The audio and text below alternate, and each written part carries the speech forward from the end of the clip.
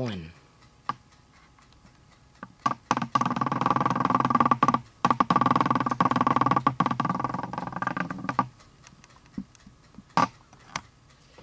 Hi, my name is Pauline Swailes, and my purpose today is to give a speech for my communications class at Liberty University.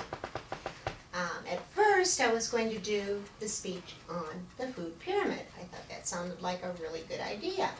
And I was discussing this with my 15-year-old granddaughter on the telephone.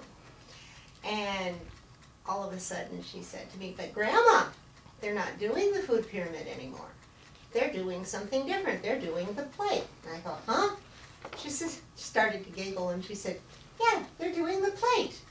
So I started doing a little bit of thinking, and I started doing a little bit of researching on the internet, and I found a number of things, but I chose two references.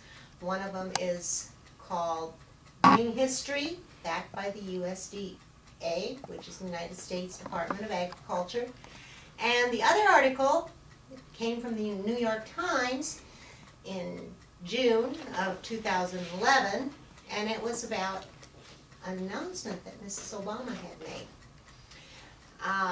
The American government has been very, very interested in the nutrition of its citizens for a very, very long time. And in 1941, Franklin Roosevelt decided to call a National Nutrition Conference. And in doing so, they discussed what they could do to help the American people eat better. They passed a law and came up with recommended daily allowances. The recommended daily allowances people weren't getting. So then they decided they needed to come up with some kind of a graphic to explain them. And so in 1980, they decided that they needed the graphic. They thought about it, they developed it, and it was released in 1992. In 1994, by an act of Congress, they came up with an idea that there should be labeling on the back of all of the food products, which would also help using the food pyramid. This is what the food pyramid graphic looks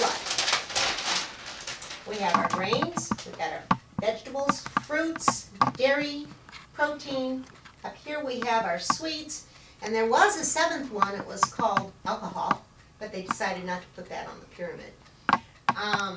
Throughout the years, they got this program into the schools. They thought by getting it into the schools that children would take it home to their parents, the parents would understand it, and that we would have a much better nutritional program in the United States. But in 1998, they did a phone survey, and they found out that 40% of the people were still not understanding the food pyramid. What we didn't know at the time, and they were still teaching this, is that they were trying to figure out something else to do. Well, in June of 2011, on June 4th, Mrs. Obama got up in front of the podium in Washington, D.C., along with the Surgeon General and the Agricultural Secretary, and they announced a new food program. The new food program is called My Plate. Let me show you a picture of what My Plate looks like. My Plate has 5 categories. They decided to get rid of the sweets because that's causing obesity here in the United States. We have fruits and vegetables that cover half of our plate.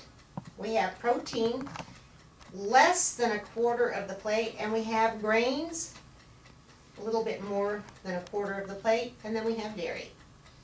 Now, the idea is that this will make people more aware of portion control, also possibly reduce obesity. This is going to go up in front of Congress, and hopefully all of the schools will be following along with it. And just looking at it, I can see for myself the portion control. And I think perhaps this might be a better program. It'll be enacted in the school systems this fall, 2011. Thank you very much.